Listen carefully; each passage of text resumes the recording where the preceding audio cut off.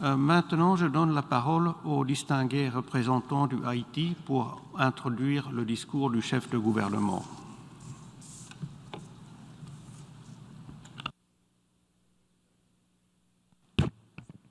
Monsieur le Président, Leur Excellence, Mesdames, Messieurs les chefs de délégation, Monsieur le Secrétaire général, distingués délégués, Mesdames, Messieurs, pour la deuxième année consécutive, la session ordinaire de l'Assemblée générale de notre organisation se tient en pleine situation pandémique. En effet, depuis bientôt 2 ans, le monde croule sous le poids des conséquences désastreuses de la pandémie de Covid-19. Les morts se comptent par millions, les personnes affectées par centaines de millions. Nos systèmes sanitaires sont mis à rude épreuve et l'économie mondiale est exsangue. Face à cette situation, pour limiter les dégâts, les mesures de précaution et de restriction sanitaires sont inévitables. Pour cette raison notamment, le Premier ministre, son Excellence Dr Ariel Henry, n'a pas pu faire le déplacement pour participer physiquement au débat général. Je vous invite donc à écouter son discours de circonstance préenregistré. Je vous remercie de votre attention et vous souhaite une bonne écoute. Merci.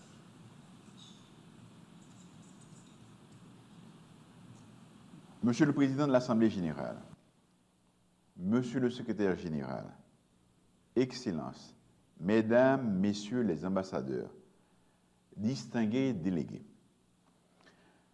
permettez-moi, Monsieur le Président, de vous adresser d'entrée de jeu mes plus vives félicitations pour votre élection à la tête de la 76e session ordinaire de l'Assemblée générale de notre organisation.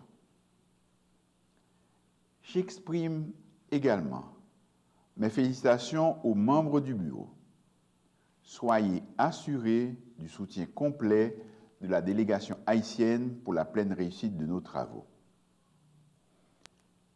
Qu'il me soit permis également de saluer le travail remarquable accompli au cours de la 75e session de l'organisation par votre prédécesseur, son Excellence M. Volkan Bozkır, ministre des Affaires étrangères de la Turquie.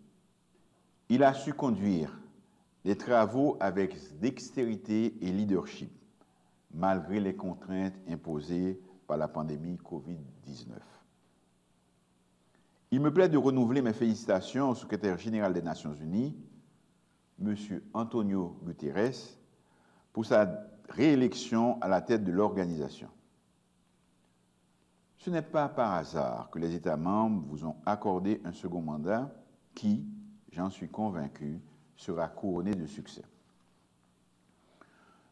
Je veux saisir cette opportunité pour vous exprimer ma reconnaissance pour votre soutien constant au peuple haïtien et surtout pour l'engagement renouvelé et solidaire de l'organisation envers mon pays. Je m'en voudrais de ne pas réaffirmer toute l'appréciation du gouvernement de la République d'Haïti pour l'initiative du bureau de la 75e session de l'Assemblée générale d'organiser une cérémonie d'hommage le 14 juillet 2021 à la mémoire de son Excellence, le président Jovenel Moïse. Il est décédé tragiquement sous des balles assassines dans la nuit du 6 au 7 juillet dernier. Les messages de réconfort et les témoignages de sympathie des gouvernements, des États membres de l'organisation ont été appréciés à leur juste valeur par le peuple haïtien. Je veux réaffirmer ici, à cette tribune, ma détermination à tout mettre en œuvre pour trouver les co-auteurs, les complices et les commanditaires de ce crime odieux. Rien, absolument rien, aucune manœuvre politique, aucune campagne médiatique, aucune distraction ne pourra me détourner de cet objectif, rendre justice au président Moïse. C'est une dette envers sa mémoire, envers sa famille et envers le peuple haïtien. L'enquête judiciaire en cours est difficile. Il s'agit d'un crime transnational. Et pour cela, nous sollicitons formellement une entraide judiciaire. C'est une priorité gouvernementale pour la nation tout entière, car ce crime ne doit pas rester impuni et les coupables, tous les coupables, doivent être punis. Monsieur le Président, le thème que vous avez proposé pour la 76e session, à savoir miser sur l'espoir pour renforcer la résilience afin de se relever de la COVID-19, reconstruire durablement, répondre aux besoins de la planète, respecter les droits des personnes et revitaliser l'Organisation des Nations Unies arrive à point nommé. En effet, la pandémie du coronavirus a mis à rude épreuve, à des degrés divers, pratiquement tous les pays de la planète. Cette crise sanitaire mondiale a mis en évidence, entre autres, les inégalités qui existent entre nos pays et révélé les faiblesses de nos systèmes de santé. Cette pandémie a aussi démontré que seule la solidarité et la coopération entre les peuples peuvent nous permettre d'y mettre un terme. Heureusement que les uns et les autres l'ont compris et se sont engagés à partager les vaccins avec les pays moins pourvus.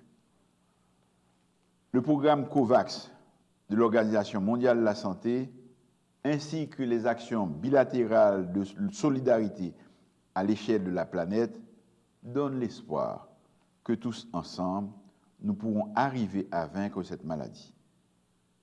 L'enjeu est de taille pour l'avenir de l'humanité.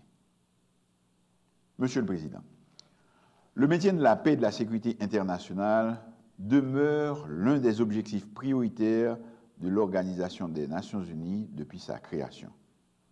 Sur cette base, les activités de l'organisation couvrent principalement les domaines de la prévention des conflits, du rétablissement, du maintien et de la conciliation de la paix. Nous reconnaissons que l'ONU a beaucoup fait pour préserver notre monde du fléau d'une guerre mondiale, mais force est cependant d'admettre que de nombreuses zones de tension et de conflits violents continuent de représenter le plus grand défi auquel fait face notre organisation. Il nous faut trouver des réponses pertinentes et adéquates aux nouvelles menaces auxquelles notre monde est confronté, telles que la montée en puissance du terrorisme international, les atrocités de masse, la criminalité transfrontalière ou d'autres défis comme l'extrême pauvreté et le changement climatique. Le phénomène des changements climatiques représente une préoccupation majeure pour tous les États de la planète. Le réchauffement climatique, les conditions météorologiques sévères avec une alternance de sécheresse et d'inondations qui affectent la production agricole et alimentaire, l'élévation du niveau des mers produisent des conséquences dramatiques à l'échelle mondiale. Il nous faut impérativement prendre les mesures appropriées en vue de freiner le rythme de l'augmentation de la température à la surface du globe. D'où la nécessité d'agir immédiatement et de façon collective. J'encourage tous les États parties à mettre en œuvre les mesures ambitieuses adoptées à Paris afin d'éviter une catastrophe climatique qui risque de mettre en péril l'existence même de l'humanité. Monsieur le Président, dans le registre humanitaire, le Haut Commissariat des Nations Unies pour les réfugiés a recensé plus de 80 millions de personnes déracinées à l'échelle globale, parmi lesquelles près de 30 millions sont des réfugiés et demandeurs d'asile. Il s'agit là d'une crise humanitaire dont l'ampleur interpelle la conscience humaine. Pour trouver une solution durable au problème migratoire, il faut s'attaquer aux causes profondes des déplacements humains. J'invite la communauté internationale à renforcer de façon urgente les mesures pour améliorer les conditions d'existence dans les pays pourvoyeurs de réfugiés politiques ou économiques. Pour y parvenir, les États parties doivent se réengager en faveur des principes fondamentaux de la Convention de 1951 et retrouver ensemble, dans un esprit de coopération, les voies et moyens les plus appropriés pour veiller à ce que les droits des réfugiés soient respectés et protégés. Ces derniers jours, les images du traitement réservé à plusieurs de mes compatriotes à la frontière entre le Mexique et les États-Unis ont choqué plus d'un.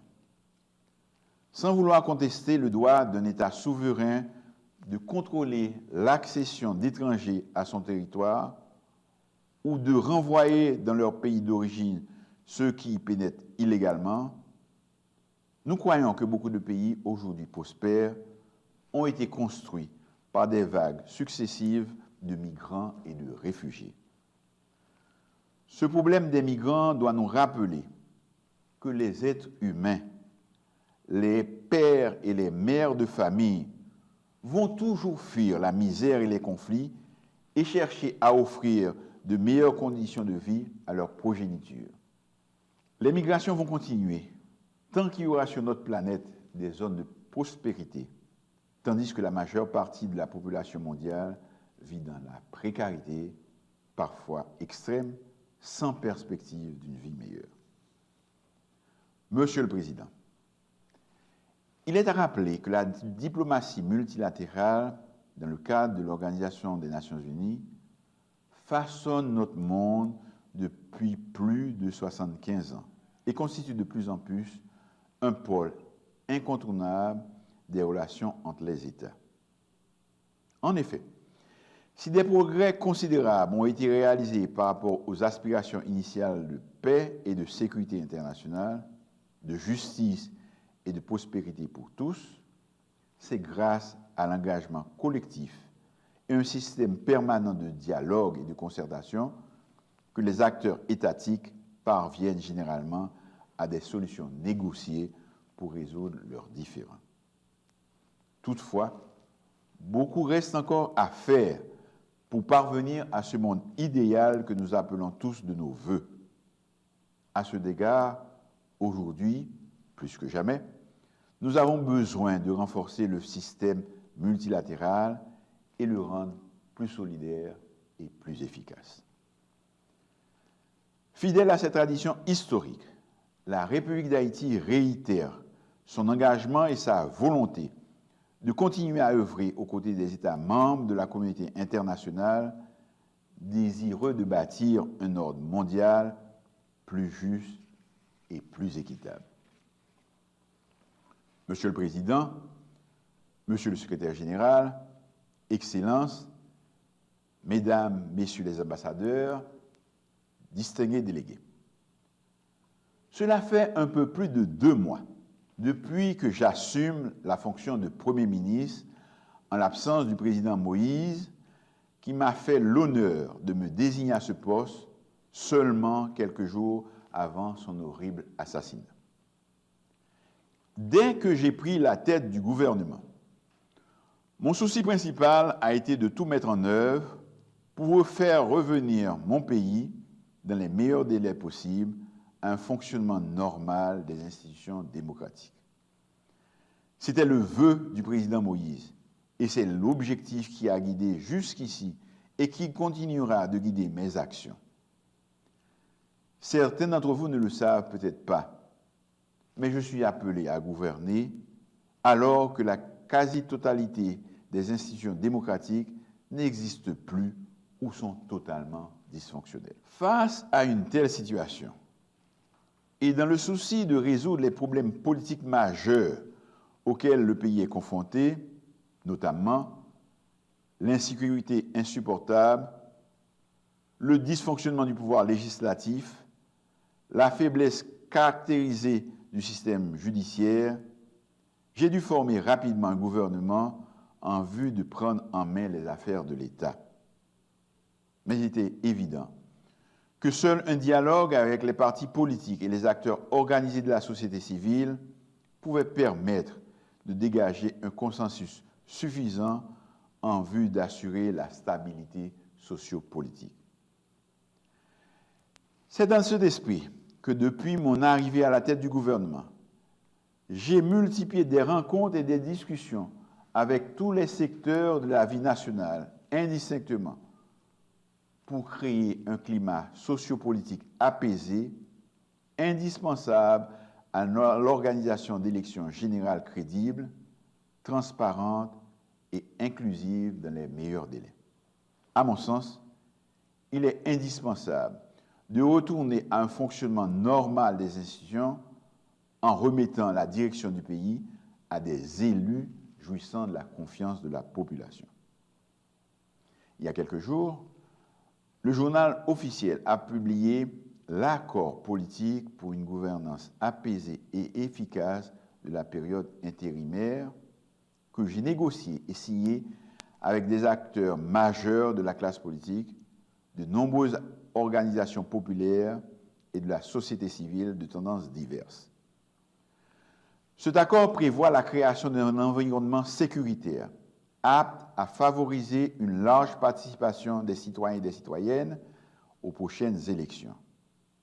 Il met en place un mécanisme qui oblige le gouvernement à être transparent et à rendre compte.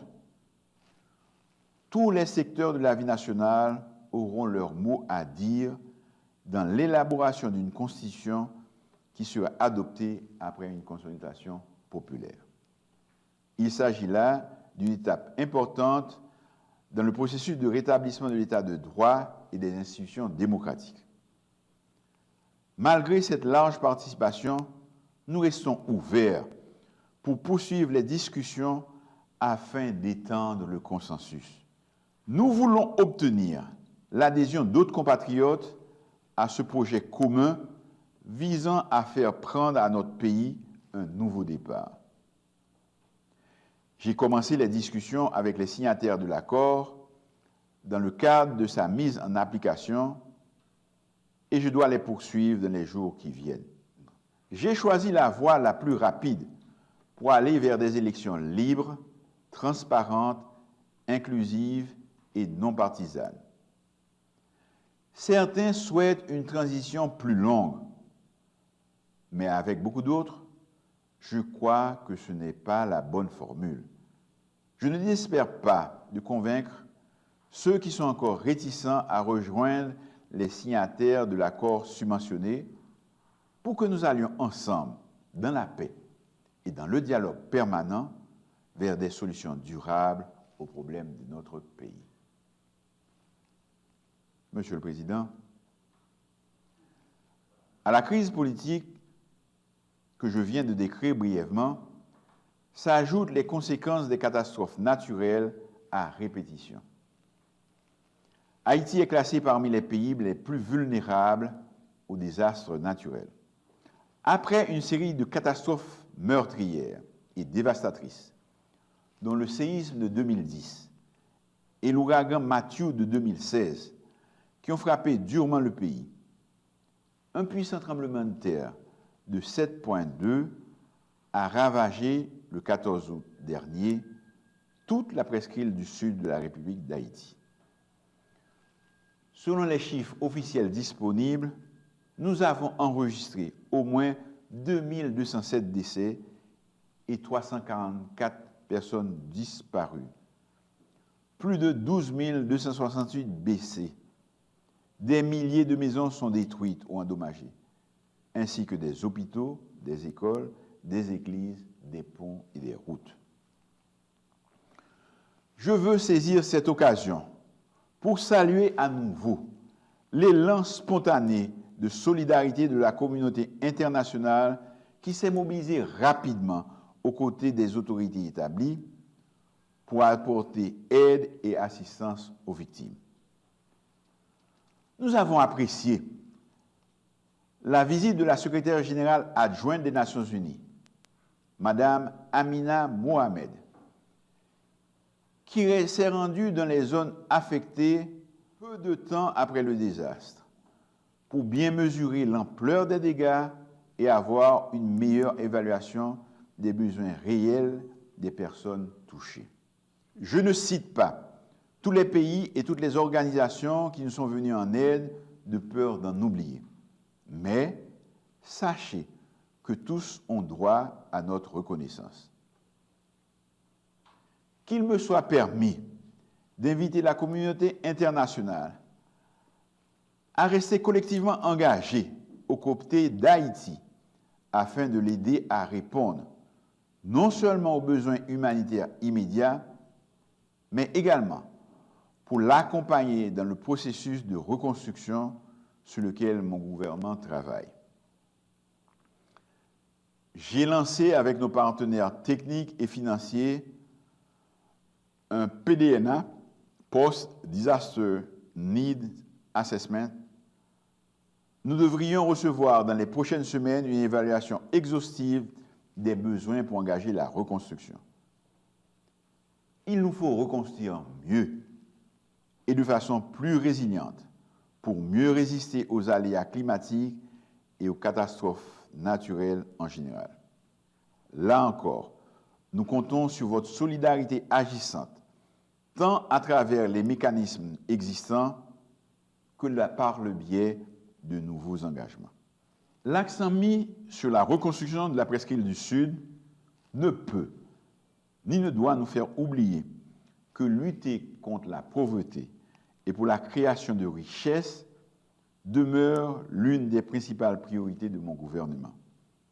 C'est pourquoi nous allons continuer à travailler pour créer un environnement favorable pour une reprise de l'économie et pour attirer des investissements tant nationaux qu'étrangers. Notre population est jeune. Elle a besoin d'emplois décents et de meilleures perspectives d'avenir. Monsieur le Président, aujourd'hui, plus que jamais, nous avons besoin d'un système multilatéral plus solide et plus efficace afin de permettre aux États membres de l'organisation de développer des stratégies conjointes pour relever ces défis majeurs dans le cadre d'une vision holistique d'un monde meilleur pour tous, en réaffirmant notre engagement collectif en faveur d'un multilatéralisme fort et toujours renouvelé. Je ne saurais terminer sans inviter les pays membres à considérer des aspirations de la République de Chine-Taïwan qui veut et qui peut jouer un rôle non négligeable dans les initiatives de notre organisation visant à préserver la paix et la sécurité internationale, à promouvoir la coopération et le développement entre les nations. Pour conclure, je rappellerai que le multilatéralisme s'est affirmé au cours de plus de 3/4 de siècle comme un mécanisme incontournable des relations entre les États. L'Organisation des Nations Unies demeure le principal instrument intergouvernemental et universel pour construire ensemble un monde plus juste, plus pacifique, plus fraternel. Faisons en sorte qu'elle puisse continuer à jouer son rôle de forum des peuples des Nations Unies où, ensemble, nous pourrons apporter des solutions communes à nos problèmes communs. Je vous remercie.